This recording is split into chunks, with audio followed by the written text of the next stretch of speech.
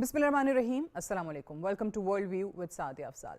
1947 में आज़ादी हासिल करने के बाद पाकिस्तान और भारत ने एक इंटरकनेक्टेड रिवर सिस्टम भी इनहेरिट किया। अगर आप उसी वक्त देखें तो कुछ अरसे के बाद ही आपको कुछ डिफरेंसेस नज़र आने लग गए। किस चीज़ पे कि obviously rivers did not recognise new borders but politics did. और 1948 में आपको जब पाकिस्तान का पानी आर्जी तौर पर रुकता हुआ नज़र आया तो तमाम दुनिया के लिए एक बात ज़रूर आया हुई कि अगर वाकई इस मामले का कोई परमानेंट सोल्यूशन ना निकाला गया तो आगे जाके बहुत से ऐसे कॉन्फ्लिक्ट्स हैं जो अनअवॉइडेबल हो जाएंगे, जो नागुज़ीर हो जाएंगे। और फिर फाइनली साल साल की निगोशिएशंस और मुज़ाकरात के बाद सितंबर 1960 में इंडस वाटर्स ट्रीटी हमें नज़र आती है, जो कि वर्ल्ड बैंक की मीडिएशन से जो है वो अमल में लाई गई, जिसको सिंतास मुआहिदा भी कहा जाता है। अब ये सिर्फ और सिर्फ 6 दरियाओं को डिवाइड कर देने का मामला नहीं था कि कौन सा दरिया किसके ज़िम्मे जाएगा और कौन सा दरिया किसके हिस्से में आएगा। It was more than that.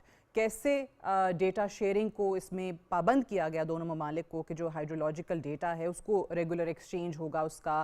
फिर साथ ही साथ क्लियर वाटर राइट्स जो हैं वो भी इस्टेब्लिश हो गए। इंस्पेक्शन मेकनिज़म्स जो हैं वो भी इस ट्रीटी के ज़रिए बता दिए गए और परमानेंट इंडस कमीशन जो है वो भी बना दिया गया ताकि जो डिसएग्रीमेंट्स हों वो बाकायदा तौर पे डायलॉग के ज़रिए हल हों, बजाय इसके कि कोई कन्फ्रंटेशन हमें नज़र आए। लेकिन अब क्या हो रहा है कि आप भारत की तरफ से सुनने को यही मिलता है आपको कि जनाब हमने यकतरफ़ा ये फ़ैसला किया है कि हमने इस ट्रीटी को सस्पेंड कर दिया है या we are holding this in abeyance. आपको हर जगह पे इसी जो नज़रिया है, जो नैरेटिव है, उसी की बात करते हुए तमाम इंडियन ऑफिशल्स, मोदी सरकार के जितने भी वज़रा हैं वो नज़र आते हैं। और फिर ज़िम्मा जो है वो पाकिस्तान पे डाला जाता है ये कह के कि जनाब हमने इस ट्रीटी को दहशतगर्दी से जोड़ा है और क्योंकि हमारे मुल्क में ये हमले हुए हैं दहशतगर्दी के और ये एक तरीके से सज़ा है पाकिस्तान के लिए। ये बयानिया इंडिया में परवान चढ़ाया गया, पूरी दुनिया को नैरेटिव सेल करने की कोशिश की गई, लेकिन पाकिस्तान ने बहुत ही भरपूर और तवाना आवाज़ में पूरी दुनिया को ये कन्वे किया है कि भारत ये काम नहीं कर सकता। यूनिलैटरली आप किस तरीके से एक ट्रीटी को बाकायदा तौर पर दुनिया के सामने ये कह के कि जनाब पाकिस्तान से दहशतगर्दी हो रही है, एक और झूठा नैरेटिव, और फिर साथ उसमें ये जस्टिफिकेशन दे के, ये ग्राउंड्स जो हैं वो बता के कि जी आपने इसी बुनियाद पे इसको मुअत्तल किया है। पाकिस्तान के पास कानूनी ऑप्शंस भी मौजूद हैं, पाकिस्तान के पास अपना ये जो मुद्दा है इसको डिप्लोमेटिकली दुनिया के सामने रखने का ऑप्शन भी मौजूद है, जो पाकिस्तान इस्तेमाल कर भी रहा है। अभी पिछले दिनों आपने इस्लामाबाद में इंडस वाटर्स ट्रीटी के हवाले से एक इंटरनेशनल सेमिनार भी बाकायदा तौर पे देखा था, जिसमें इस मुल्क की बहुत बड़ी बड़ी आवाज़ों ने बाकायदा तौर पे इस पे बात भी की थी। अब ये जो इंडस वाटर्स ट्रीटी है ये सिर्फ़ और सिर्फ पानी ही मैनेज नहीं कर रही थी, ये ट्रस्ट भी मैनेज कर रही थी। क्योंकि अगर इस ट्रीटी के बारे में आप देखें तो बहुत आपको इंटरनेशनल एक्सपर्ट्स नज़र आते हैं ये कहते हुए कि ये बहुत ही सक्सेसफुल ट्रीटी रही, because this treaty survived wars, this treaty survived political hostilities, military confrontations. लेकिन अगर अब भारत में एक ऐसी हुकूमत मौजूद है जो कि किसी सूरत इस चीज़ पे आमादा नहीं हो रही कि उन मुआहिदों की पासदारी की जाए, और वो मुआहिदे जो कि इंटरनेशनल लॉ के मुताबिक भी पाबंद हैं वो करने के लिए, तो फिर क्या होना चाहिए, इसी पे ज़रा हम बात करेंगे आज। And to talk more about this I am joined by an external law former minister of law Ahmar Bilal Sufi साहब। बहुत बहुत शुक्रिया सूफ़ी साहब ज्वाइन करने के लिए। सबसे पहले तो बताइएगा कि थोड़े से ना हमारे बड़ी डिबेट चलती है कि जी भारत ने पाकिस्तान का पानी रोक दिया। Now this is physically impossible, क्योंकि उनके पास कोई ऐसा इंफ्रास्ट्रक्चर तो है नहीं जो कि पाकिस्तान का पानी अभी बिल्कुल ही डाइवर्ट कर दे या उसको मुकम्मल तौर पे बंद कर दे, और जो रिवर्स हैं they are still flowing naturally into Pakistan.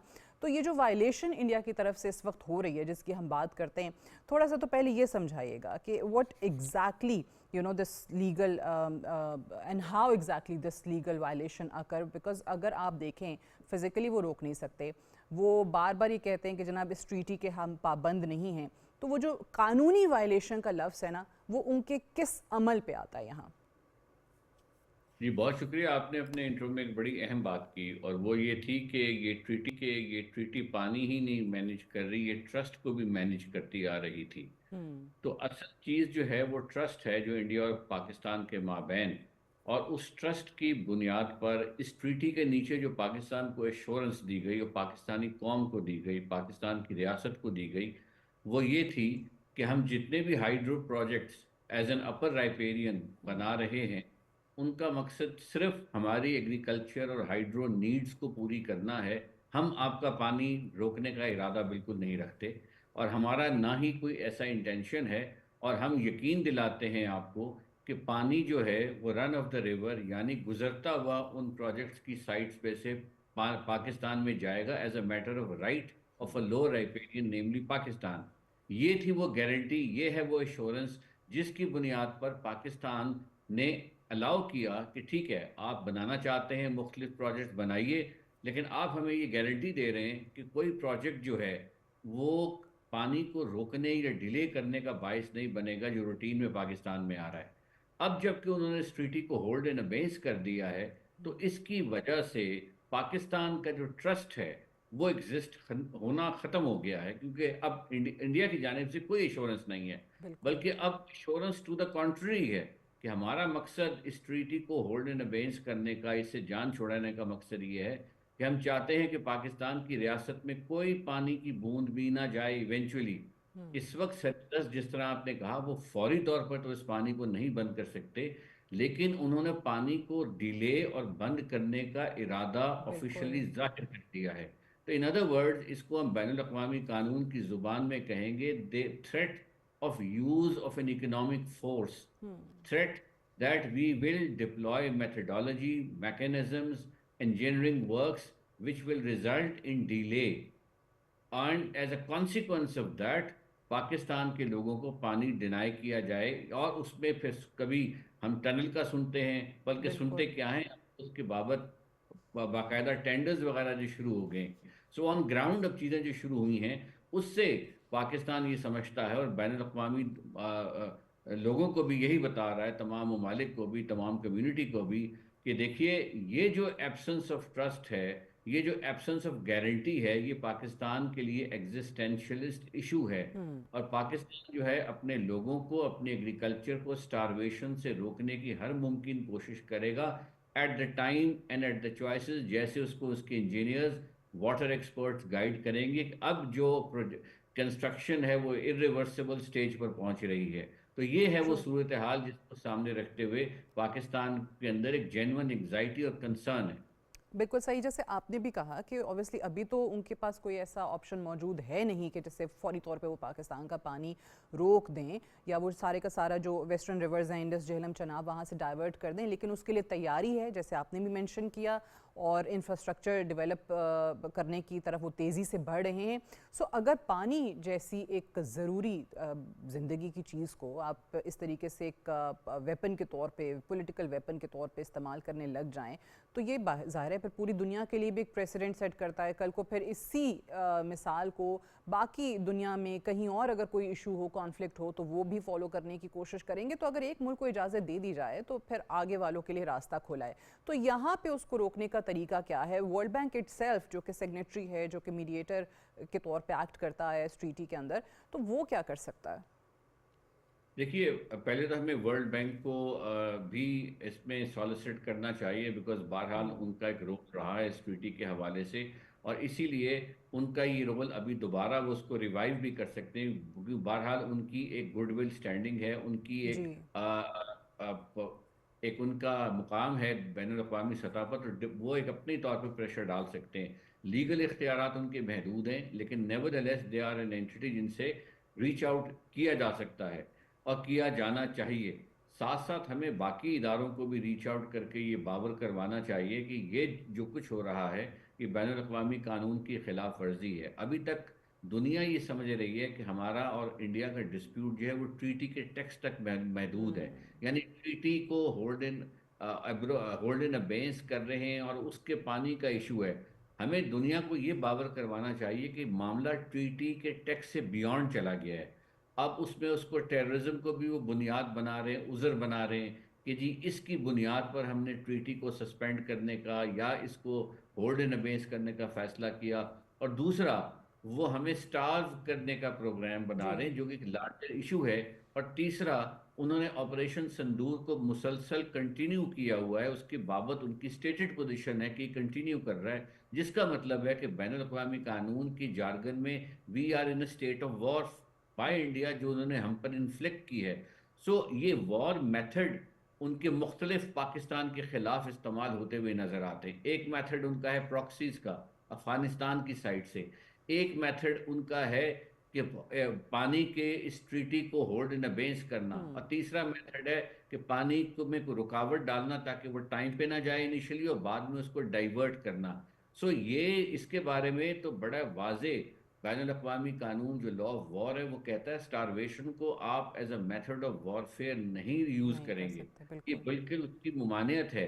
और मेरा ख्याल है कि मुझे सही याद है तो ये आर्टिकल 54 है एडिशनल प्रोटोकॉल 1 का, जिनीवा कन्वेंशन का। अगरचे पाकिस्तान और इंडिया ने उसको रेटिफाई नहीं किया, मगर वो एक स्टैंडर्ड के तौर पे लिया जाता है as a good practice among states के दरमियान में। सो ये वाजे तौर पे चीज़ लिखी हुई है कि आप पानी या ऐसा कोई डैम या ऐसी डाइक या ऐसा पॉन्डेज, उसको बतौर मेथड ऑफ वॉरफेयर इस्तेमाल नहीं करेंगे। उसकी मुकम्मल ममानियत है। तो हमें ये चीज़ जो है इसको मज़ीद दुनिया में इस चीज़ को बावर करवाना।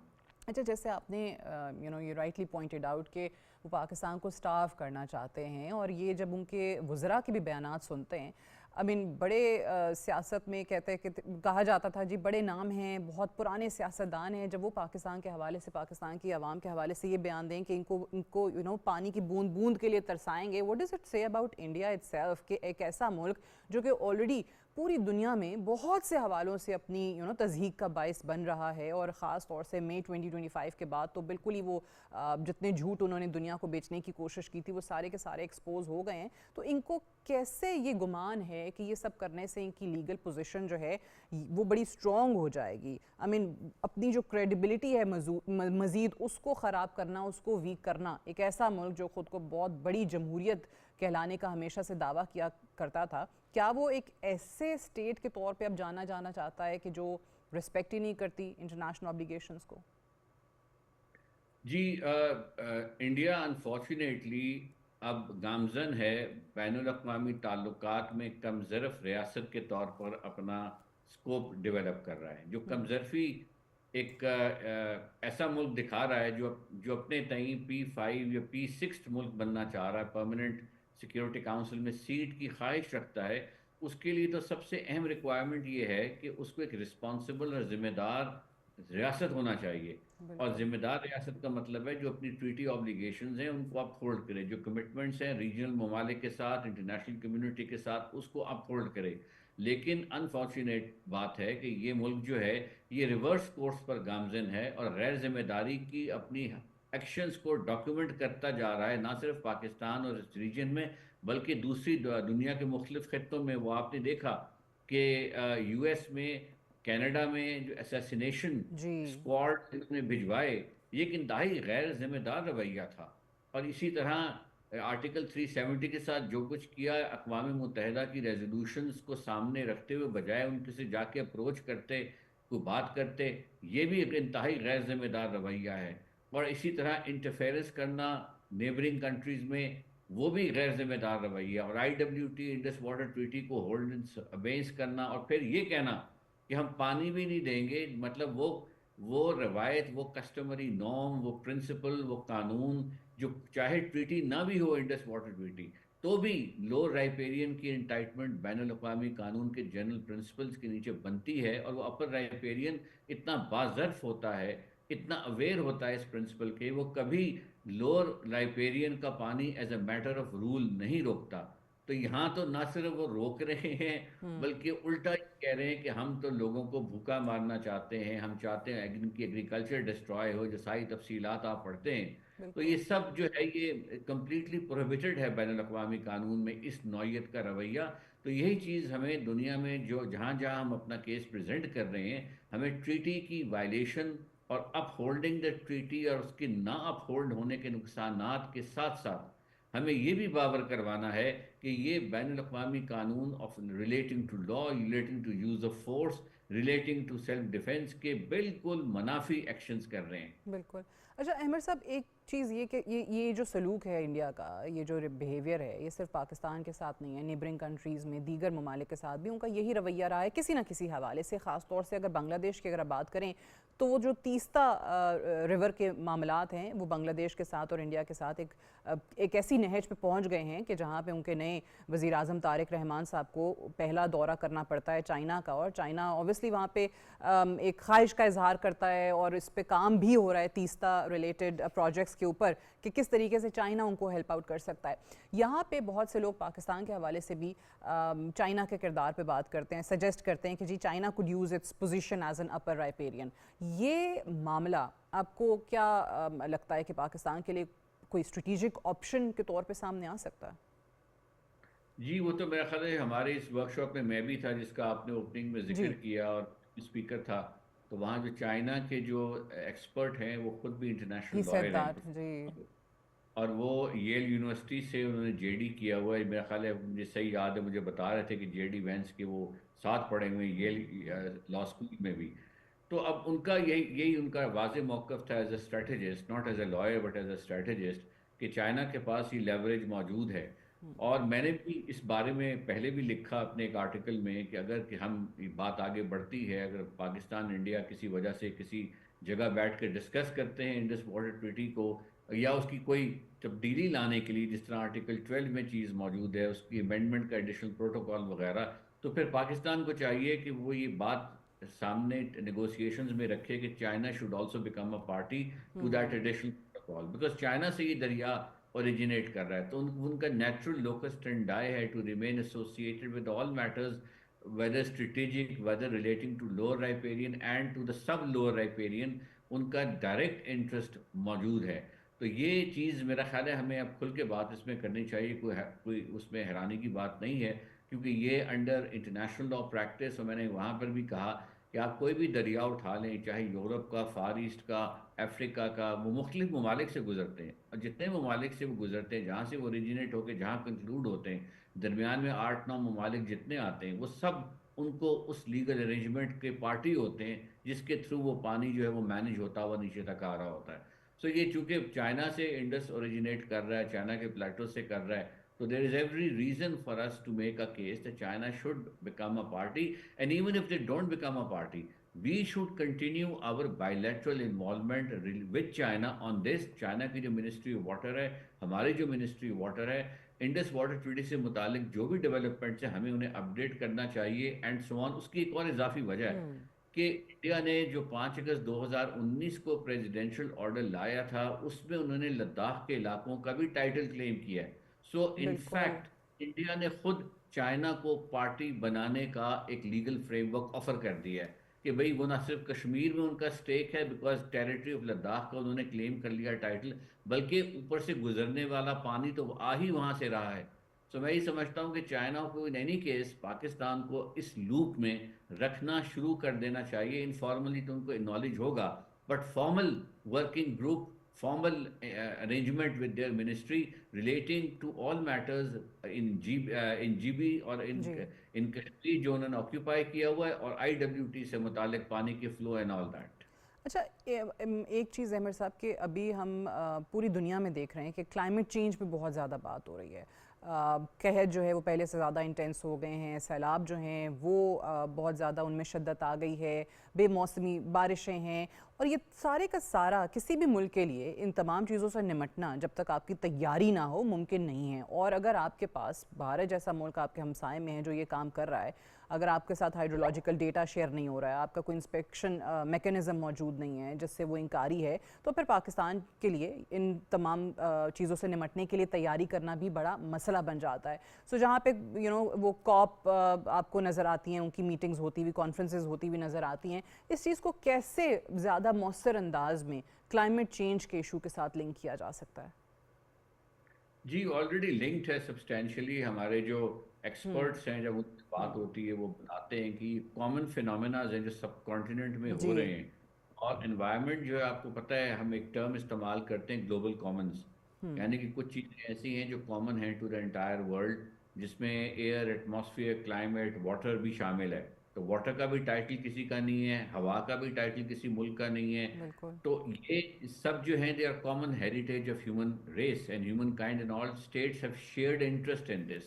सो अगर क्लाइमेट चेंजेस आ रही हैं तो there is no harm in having a conversation on under this head कि जी भी क्लाइमेट चेंज आ रही है, आप भी अगर अफेक्टेड फील कर रहे हैं, हम भी फील कर रहे हैं।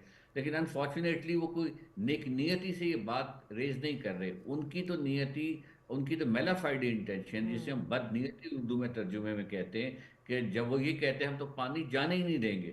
सो बिल्कुल। क्लाइमेट चेंज का एक तो एस्पेक्ट ये है कि अगर उनसे कोई गुफ्तगू किसी स्टेज पर आगे बढ़ती है तो this should be one of the agenda items for discussion. लेकिन साथ साथ हमें एज ए लो राइपेरियन भी हमारी जनरल इंटरनेशनल लॉ के नीचे रिस्पॉन्सिबिलिटी है कि हम अपने भी रेजर्वॉयर्स को बनाएं in accordance with requirements, because Paris Convention और बाकी जो लॉ डेवलप हो रहा है वो ये है कि जो लोअर राइपेरियन है उसको भी रिस्पॉन्सिबल कंडक्ट शो करके प्रिजर्व करना चाहिए।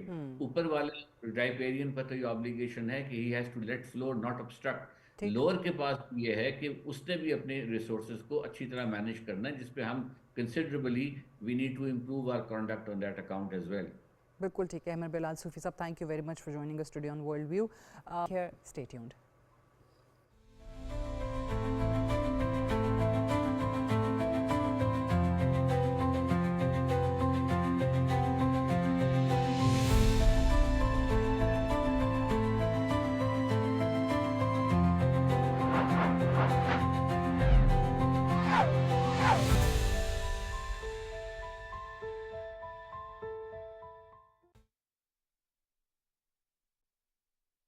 الله أكبر الله أكبر الله أكبر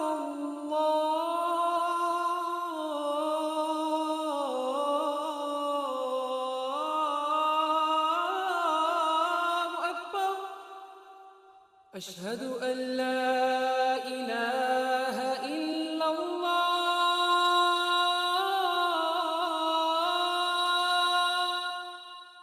أشهد أن لا إله إلا الله. أشهد أن محمد رسول الله.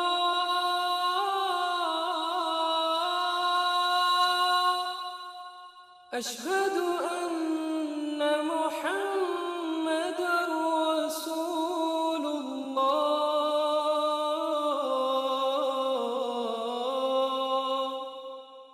حي على الصلاة.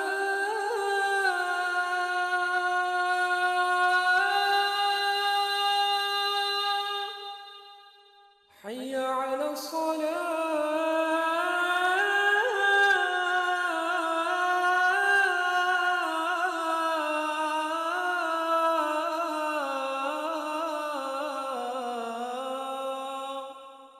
حي على الفلاح.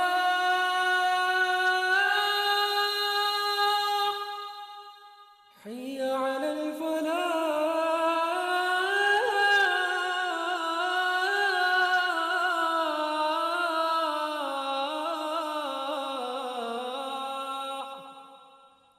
الله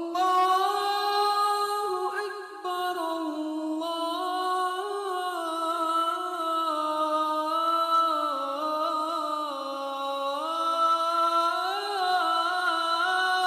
أكبر. لا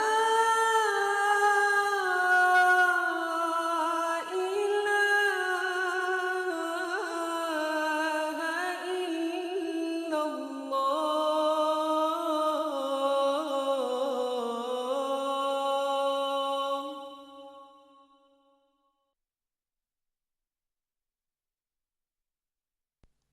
اللهم صل على محمد وعلى آل محمد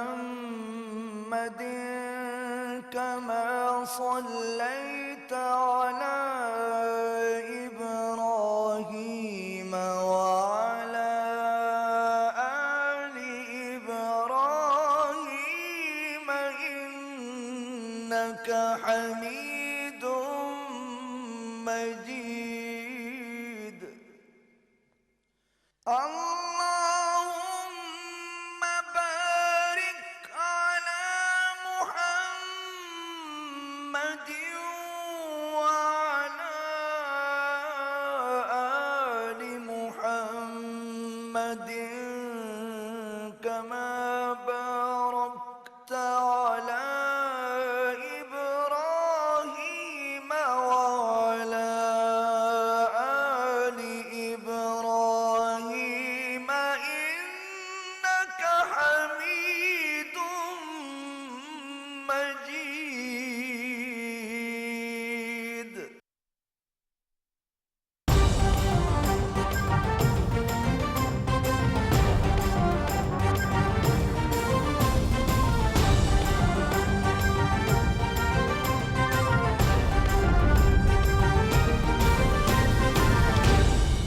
दुरुस्त हर वक्त बर वक्त।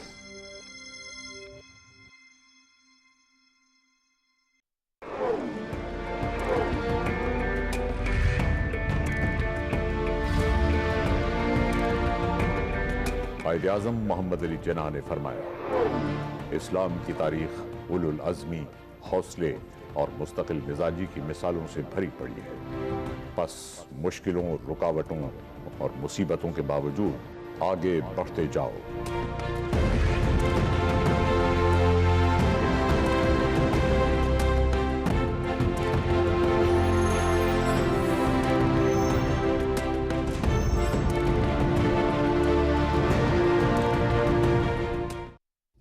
पानी जिंदगी है, लेकिन फिक्र अंगेज पहलू ये है कि हम तेजी से साफ पानी के संगीन बहरान की तरफ बढ़ रहे हैं, जबकि हम रोजाना लाखों गैलन साफ पानी जाय कर देते हैं। दूसरी जानिब बलूचिस्तान और अंदरूनी सिंध समेत मुल्क के मुख्तलिफ इलाकों में लोगों को पीने के साफ पानी के लिए मीलों का सफर करना पड़ता है। याद रखें, अगर आज हमने होश के नाखुन ना लिए तो 2040 तक पाकिस्तान में पीने के साफ पानी की किल्लत खतरनाक सूरत हाल इख्तियार कर सकती है।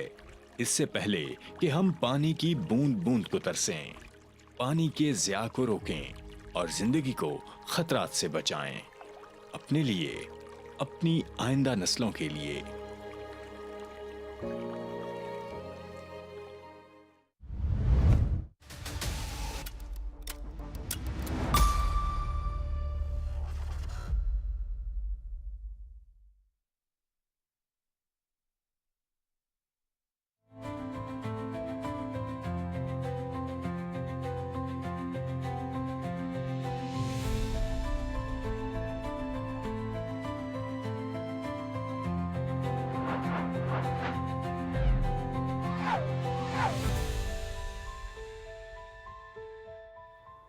Welcome back to world view with Sadia Afzal. Bharat में नस्ली तासुब, मजहबी तासुब, लिसानी तासुब बहुत ज़्यादा बढ़ता चला जा रहा है। हर रोज़ आपको कोई ना कोई वाक़या किसी ना किसी रियासत के किसी ना किसी शहर या गांव के अंदर नज़र आता है। अब इसमें आपको ख़ास तौर से हैरत ये होगी कि बहुत ज़्यादा जो आपका नौजवान तबका है भारत में, वो इस जानिब राग़िब हो रहा है और उनको किस तरीके से ब्रेन वॉश किया जा रहा है, कैसे उनको बाकायदा इस लाइन पे डाला जा रहा है, कैसे उनको ट्रेन किया जा रहा है। ये भारत जैसे मुल्क के लिए एक लम्हा फ़िक्रिया होना चाहिए। कुछ तफसीलात सामने आई हैं, या आखिर तमाम तर चीज़ें शुरू कहाँ से हुई हैं और जो फसाद की जड़ है आखिर वो है क्या। अब RSS जो कि BJP की सरपरस्ती में बाकायदा तौर पे बैरूनी फंडिंग पे चल रही है, ये वो ऑर्गेनाइजेशन है, ये वो तंजीम है जो कि ऑब्वियसली इंतहा पसंद तंजीमों में सर फहरिस्त है और इसने भारत का बाकायदा वो जो एक सेकुलरिज्म का जो चेहरा था उसको कैसे फाश किया है, कैसे उस पूरे माशरे को अपनी इंतहा पसंदाना सोच की जद में लिया है। इस पे वहाँ के अपने लोग जो थोड़ी सेन वॉइसेस हैं, जो वाकई भारत को एक बड़ी जमहूरियत देखना चाहते थे, जो वाकई भारत को एक सेकुलर मुल्क के तौर पे देखना चाहते थे, उनको भी परेशान करके रख दिया है। कुछ इंकशाफात इस हवाले से जो सामने आए हैं, एक इंडियन मैगज़ीन है दी वायर, उसके अंदर आप देखें तो उन्होंने बताया है कि कैसे मोदी हुकूमत जो है वो बाकायदा तौर पे असरअंदाज हो रही है और ये जो तंजीम है RSS, इसके साथ हुकूमती जो शख्सियात हैं, न सिर्फ नरेंद्र मोदी, दीगर शख्सियात भी हैं जिनकी बाकायदा तौर पे बहुत ज़्यादा वफ़ादारियाँ हैं RSS के साथ। और ये बात तो सब जानते हैं कि कैसे मोदी RSS का हिस्सा हैं, कैसे वो बीजेपी के तरफ से वज़ीर आज़म के तौर पे नामज़द हुए, और कैसे आपको वो गुजरात वाले, अगर आप इंसिडेंट याद करें, बुचर ऑफ गुजरात का लक़ब इनको कहाँ से मिला जब ये वहाँ पे CM थे, तो आपको सारी कहानी जो है आया हो जाती है कि इनके पीछे कैसे इन्हीं इंतहा पसंद लोगों का हाथ रहा है, कैसे इनको आशीर्वाद उनकी हासिल रही है, और अब ये उन्हीं की पॉलिसीज़ को वज़ीर आज़म बनने के बाद पूरे मुल्क में फैला रहे हैं। अब जो इंकशाफात हैं वो ये हैं कि जी बाहर अगर आप देखें, ख़ास तौर से अमेरिका में, तो Indian development and relief fund एक कायम हुआ, और 1995 से 2002 तक RSS को लाखों डॉलर्स मुंतकिल हुए। कहाँ से? अमेरिका से। अमेरिका से ये लाखों डॉलर्स जो हैं वो RSS को आते रहे।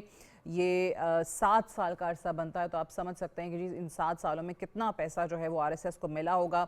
और 2002 की अभी हम बात कर ही रहे थे, तो आपको याद होगा कि उस टाइम पे भी बहुत ज़्यादा तशद्दुद हुए हैं, ना सिर्फ मुसलमानों पे बल्कि गुजरात में ईसाइयों पर भी तशद्दुद किया गया। फिर 2002 में जैसे मैंने कहा कि जी वो बुचर ऑफ गुजरात वाला लक़ब तो आप भूल नहीं सकते हैं। मुसलमानों को कैसे उनका कत्ल किया गया, उसमें ये जो हिंदुत्व तंजीमें हैं, बाकायदा तौर पे इनके मुलव्वस होने के इर्रिफ्यूटेबल एविडेंसेस मौजूद हैं।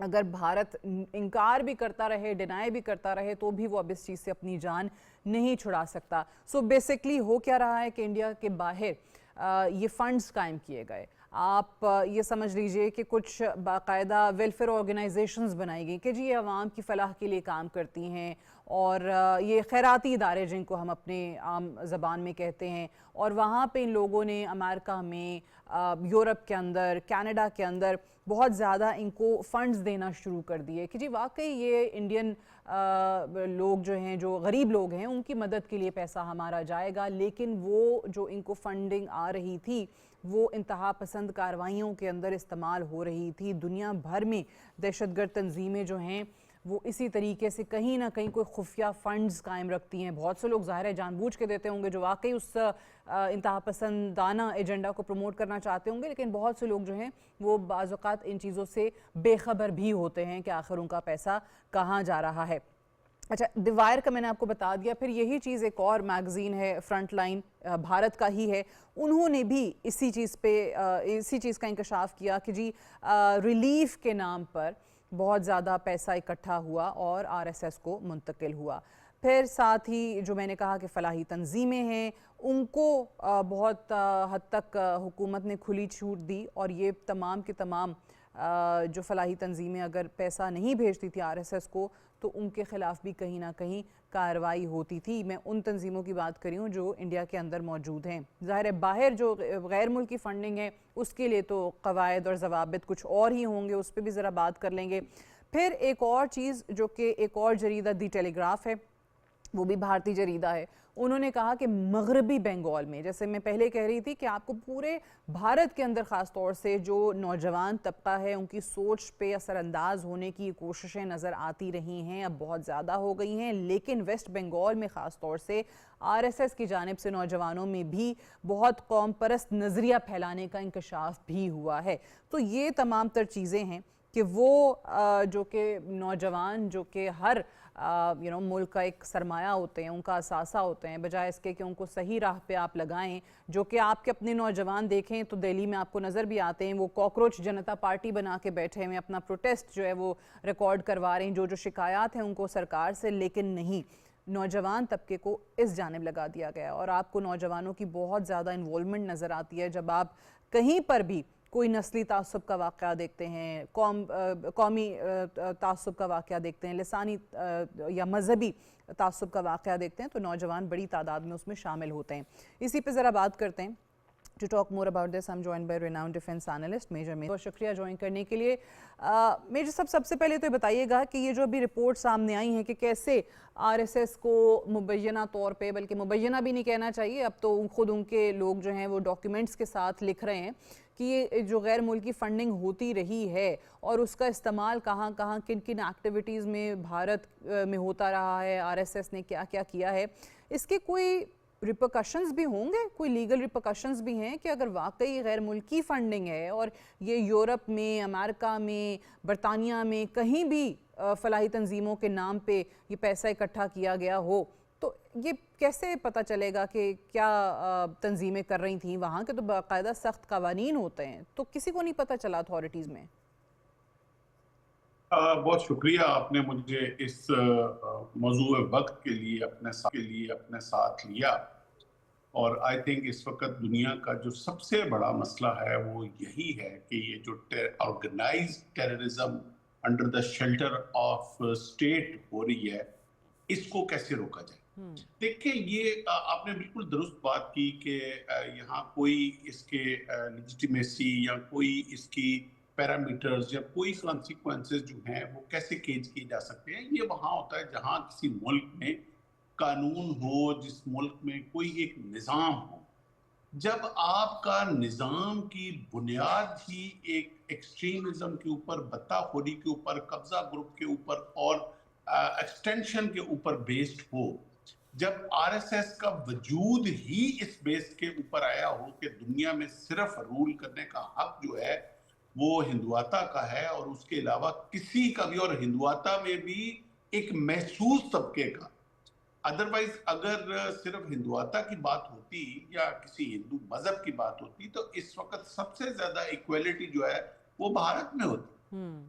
और कॉन्टिन्यूसली आप देख रहे हैं कि बीजेपी की हुकूमत चल रही है और एक महसूस माफिया ने उसके ऊपर कब्जा किया हुआ है। टोटल 5 फैमिलीज हैं जिन्होंने पूरी की पूरी इस वक्त भारत की इकोनॉमी को कंट्रोल किया हुआ है और वही उन्हीं को सारा जो है वो पैसा सारा गवर्नमेंट का ट्रांसफर किया जाता है, उन्हीं के जरिए सारी गवर्नमेंट का बजट स्पेंड होता है और उन्हीं के जरिए सारी ये जो एनजीओज बनाई गई हैं और बाहर से जो फंड ट्रांसफर होता है, ये बेसिकली फंड जो होता है ये पहले भारत से ही जाता है बाहर। और कई मुल्कों के जो आप जब उनकी चेन्स जो हैं वो ट्रेस की गई, मनी ट्रेल्स जो ट्रेस की गई, तो पता ये चला कि अंबानी की एक जैली एक तंजीम थी जिसका नाम हरिचंद के नाम से एक शख्स चला रहा था और उसने ट्रांसफर की एक यूरोप के एक मुल्क में, यूरोप के एक मुल्क से वो ट्रांसफर हुआ एक और एनजीओ में जो एक दूसरे मुल्क में थी, यूरोप के ही, और फिर उस दूसरे मुल्क से वापस भारत में एक एनजीओ जो उसी हरिचंद का जो भाई था वो दूसरा एनजीओ चला रहा था और फिर उसमें जो है वो मिलियंस ऑफ डॉलर्स वहां मिलियंस ऑफ यूरोस उसमें ट्रांसफर हुए। अच्छा, आप ये देखें पूरी एक मनी ट्रेल जब पकड़ते हैं आप तो आपको पता चल जाता है कि कहां से शुरू हो रहा है और कहां पे खत्म। ये गंद से शुरू हो रहा है और गंद पे आके खत्म हो। भारत इस वक्त जो है मुकम्मल तौर पर फेल्ड स्टेट डिक्लेयर हो चुका हुआ है। पूरी दुनिया इसको जानती है कि ये इस वक्त फेल्ड स्टेट डिक्लेयर हो चुका हुआ है और इसकी कारण और इसकी वजह सिर्फ और सिर्फ ये आरएसएस और बीजेपी का जो माइंडसेट था, जो चाणक्य कुतलिया की टीचिंग पे चल रहा था, जो इसकी जो बुनियाद थी, इसकी जो इस बुचर्स ऑफ इंडिया की क़यादत में इसको इंटरनेशनल माफिया ने जब ला के बिठाया और उनका मकसद ही इसलिए था कि ये अनपढ़ आदमी है, ये उजाड़ आदमी है और चाय के ढाबे से उठाया उन्होंने, कातिल है और ये वो करेगा जो हम करेंगे। बिल्कुल इसी तरह जिस तरह उन्होंने नेतन्याहू को इजराइल के अंदर बिठाया। आप इन दोनों बंदों की आप अगर हिस्ट्री देखें तो बिल्कुल सेम पैटर्न आपको मिलेगा। एग्जैक्टली, वो भी प्लेबुक भी सेम ही है दोनों की, वो जिस पे अपना एक्सपेंशनिस्ट एजेंडा लेके चल रहे हैं। माँ बाप जब बन के जाके, जब इधर से मोदी साहब गए इजराइल ईरान के हमले से 2 दिन पहले और जाके माँ बाप हो गए, तो आप इनके प्रोफाइल देखें सेम है, आप इनके बैकग्राउंड देखें सेम है, इनका जो कैरेक्टरिस्टिक था वो बुचर ऑफ फलस्तीन था, ये बुचर ऑफ गुजरात जी। वो उसके पीछे भी he was brought from a poor background और उसको उसी तरह ग्रूम करके वहां उससे वो काम करवाया जा रहा है, इससे भारत के अंदर काम। दोनों के नेक्सेस एक है और दोनों के टारगेट्स एक हैं, दोनों का उसका है extension of Israel big Israel, greater Israel, इसका है महाभारत, खंड भारत। मैं सारा जो है वो साउथ एशिया पे कब्जा करके महाभारत बनाऊंगा। आज इनकी असेंबली लोकसभा जो है उसके अंदर जो नक्शा लगा हुआ है भारत का, वो आप देखें तो उसके अंदर सारे के सारे साउथ एशियन कंट्रीज। जी, वो बिल्कुल वो कहते हैं अखंड भारत है। अच्छा, लेकिन ये अखंड बताइए भारत। जो आरएसएस की हम बात कर रहे हैं, ये कहीं भी रजिस्टर्ड एक तंजीम नहीं है। So how can an unregistered organisation have so much influence on all the ministries, departments, even the prime minister of India? देखिए, अब यहाँ पे आ जाता है कि वो जो इंटरनेशनल पुलिसमैन जो बनते हैं वो इस आरएसएस के ऊपर आंखें बंद करके क्यों बैठे? बिल्कुल बिल्कुल। वो ऐसे लोग कहाँ हैं? ऐसा यूनाइटेड नेशन कहाँ है? ऐसी सिक्योरिटी काउंसिल कहाँ है? बेसिकली ये किराए के कातिल हैं। इनको फंडिंग जो आती है वो भी उसी इंटरनेशनल माफिया के तहत जो वॉर इंडस्ट्रीज चला रहे हैं, जिन्होंने दुनिया में जंगें लगानी होती हैं, जिन्होंने दुनिया में फसाद और दंगे मचाने होते हैं, जिनको जब किराए के कातिल जिस रीजन में चाहिए वो लेने होते हैं, तो फिर उन्होंने अपनी अपनी एक ये हाइडआउट्स दहशतगर्दों की बनाई होती है। आरएसएस एक दहशतगर्द तंजीम है। जिस तरह के इस वक्त अफगानिस्तान के अंदर हाइडआउट्स बनी हुई हैं टेररिस्ट तंजीमों की, उसी तरह फर्क ये है कि आरएसएस जो है वो स्टेट ओन्ड टेररिस्ट ऑर्गेनाइजेशन है। उसी तरह ये भी अपने टेररिस्ट एक्सपोर्ट करते हैं। इनको लेजिटिमेसी कौन देगा? कहाँ रजिस्टर होंगे? अगर रजिस्टर्ड होंगे तो फिर अगर ये एक कोई फलाई तंजीम है, जिस तरह के इनके नाम से बज़ाहिर उन्होंने जो ढोंग रचाया हुआ है, तो फलाई तंजीमें तो सारी रजिस्टर्ड होती हैं दुनिया में। फलाई तंजीमें जो जिनके अंदर फंड आता है वो बड़ा काउंटेड फंड आता है। जो फंड एक्सपेंड होता है वो ऑडिटेबल होता है, हर साल उनका ऑडिट होता है। गवर्नमेंट की जो ऑर्गेनाइजेशंस हैं वो उन एनजीओज को पूरा ऑडिट करके इंटरनेशनल फोरम पे वो अपलोड करती हैं, ताकि दुनिया को क्लैरिटी मिले कि हम जो हैं वो जेन्युइनली कोई फ्लाई काम कर रहे हैं। आरएसएस का तो ऐसा इंफ्रास्ट्रक्चर ही कोई नहीं हुआ, है। ये सिर्फ और सिर्फ मुसलमानों को कत्लेआम करने के लिए, सिखों का कत्लेआम करने के लिए, ईसाइयों का कत्लेआम करने की, इवन के इन्होंने जो 6000 ज्यूज भारत में बसते थे उनको भी चैन से नहीं जीने दिया। और फाइनली अब उनका मैं ये यूथ पे अगला सवाल भी करना चाह रही थी कि ऑब्वियसली सॉफ्ट इमेज तो भारत का बिल्कुल ही वो जो ख़त्म हो गया ना, कि जी हम सॉफ्ट पावर इमेज दिखाना चाहते थे, वो तो बिल्कुल ही ज़ीरो हो गया है। अब एसेट है आपका नौजवान, और इतनी ज़्यादा तादाद है वहाँ पे नौजवानों की। वो नौजवान जो कॉकरोच जनता पार्टी बना के बेचारे, it's not a registered political party, लेकिन ऑब्वियसली उनकी जो ग्रीवेंसेज हैं वो उस प्लेटफॉर्म के ज़रिए इजहार उनका कर रहे हैं, लाखों में सड़कों पर आते हैं, वो उधर तवज्जो नहीं है। लेकिन पूरे मुल्क के अंदर और ख़ास तौर से जो वेस्ट बंगाल का इंकशाफ हुआ है, वहाँ पे तो बहुत ही ज़्यादा आप ब्रेन वॉश कर रहे हैं, आप उनको एक्सट्रीमिज़म की तरफ लगा रहे हैं, कहीं ना कहीं किसी ना किसी वाक़े में आपको उनकी यूथ नज़र आ जाती है। सो ये जो रुझान है ये भारत को किस तरफ लेके जा रहा है? सेकुलरिज्म होने का जो छाप थी वो वैसे ही हट गई उनके ऊपर से, बड़ी जमहूरियत होने की छाप वैसे ही हट गई, तो अब ये मज़ीद करना क्या चाहते हैं भारत के साथ? देखिए, इसमें सादिया जो हकायक होते हैं ना और जो नेचर है वो फाइनली इट टेक्स। मैं आपका पर्टिकुलरली जो भारत की यूथ है, I feel pity for them, मुझे दुख होता है। मैं बहुत ज्यादा इनके लिए I feel sorry for that, क्योंकि ये ऐसी इस वक्त हाईजैक हुए हैं वो, क्योंकि यूथ की अभी सोच जो है ना, आप वो जो एक कहा जाता है ना कि the world has become a global village, तो ग्लोबल विलेज में असल बासी जो हैं वो पूरी दुनिया की यूथ है। वो यूथ चाहे पाकिस्तान की हो, चाहे भारत की हो, चाहे बांग्लादेश की हो, श्रीलंका की हो, अमेरिका की हो, ये इन सब का माइंडसेट जो है ना, ये अब वो नहीं है जो मेरी और आपकी एज के लोगों का। आप तो खैर मुझसे बहुत छोटी हैं, तो आप भी यूथ में ही आती हैं। तो जो हम सीनियर लोगों की जो सोच है वो उस तरह नहीं सोचते, वो ग्लोबली सोचते हैं, वो पीस का सोचते हैं, वो ग्रीन का सोचते हैं, वो एनवायरनमेंट का सोचते हैं, वो इकोनॉमी का सोचते हैं। उनके यहाँ इस तरह जंगो जदल की सोच नहीं है, और ये बहुत पॉजिटिव चीज है इस दुनिया की इस वक्त यूथ में, और यही फीलिंग भारत की यूथ की है। मगर बदकिस्मती से वो हाईजैक हो चुके हुए हैं उस एक्सट्रीमिज्म और इस शिद्दत पसंदी के साथ। आपको भारत में इस वक्त सरकारी नौकरी नहीं मिलती जब तक कि आप पूजा पाठ करके अपनी वीडियो अपलोड नहीं करते कि मेरा ताल्लुक जो है मैं आरएसएस हिंदू से है। हूँ, बिल्कुल ये बताना पड़ेगा आपको। बिल्कुल सही, I run out of time. बहुत बहुत शुक्रिया major Mason today on World View. Will take a short break है, ब्रेक से वापस आएंगे तो आप देख सकेंगे हमारा एडिटोरियल सादिया स्टेक।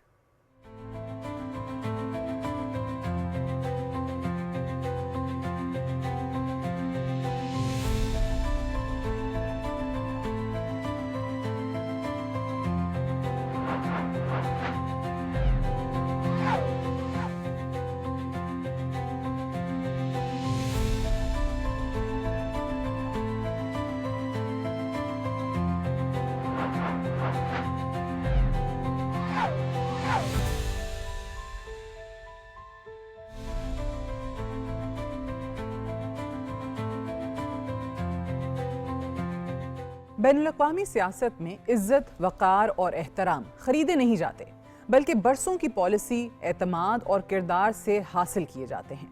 जब कोई मुल्क या इसकी क़यादत हकीकी कामयाबियों के बजाय मसनूई तशहीर और मुबालगा आराई पर इन्हसार करने लगे तो वक्ती सुर्खियाँ तो ज़रूर मिल सकती हैं, मगर तवील मुद्दत में उसकी साख को नुकसान पहुँचता है।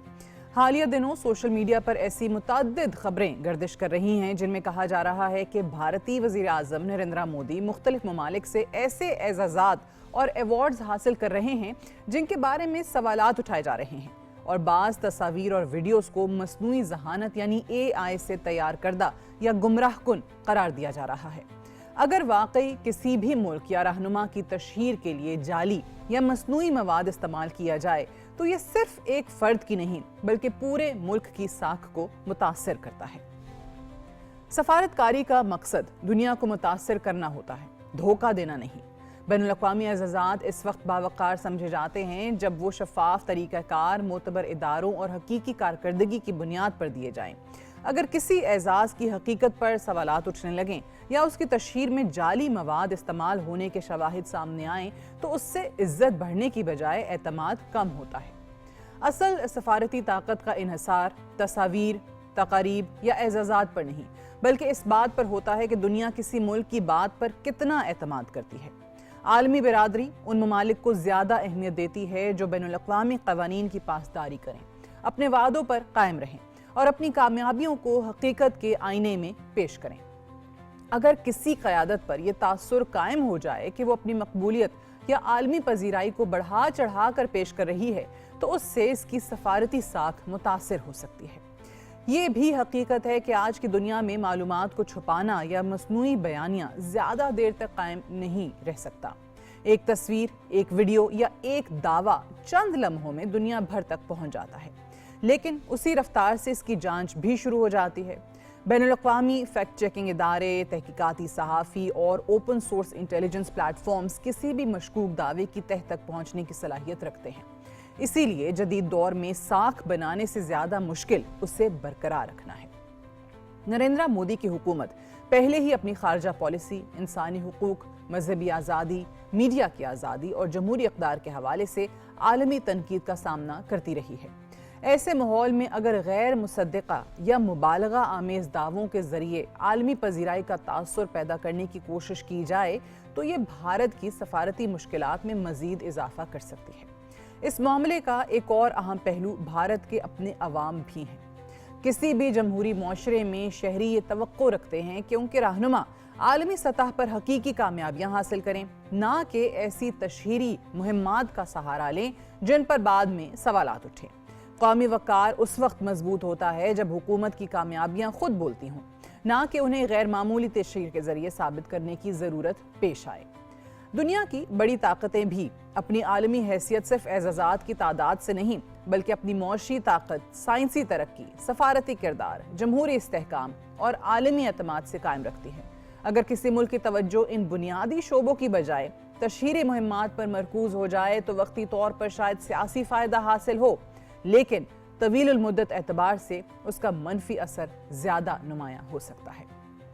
हर कौम अपने रहनुमा की कामयाबी पर फ़ख्र करती है, लेकिन यह फ़ख्र सिर्फ उस वक्त पायदार होता है जब उसकी बुनियाद हकीकत पर हो।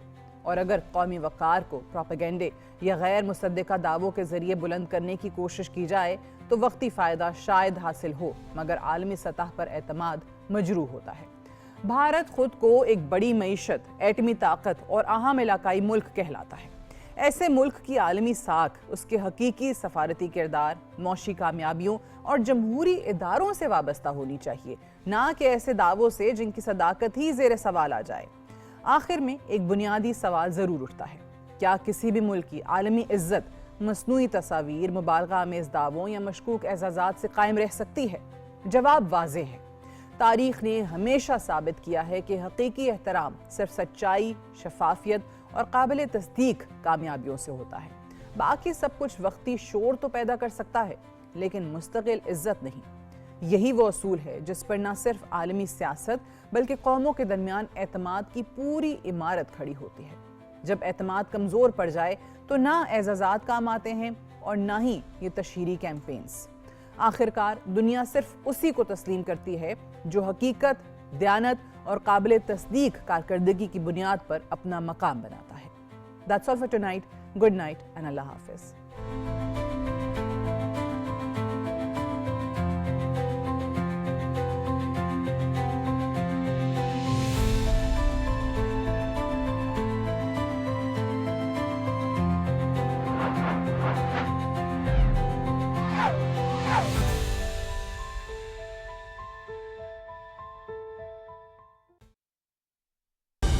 दुरुस्त, हर वक्त, बार वक्त।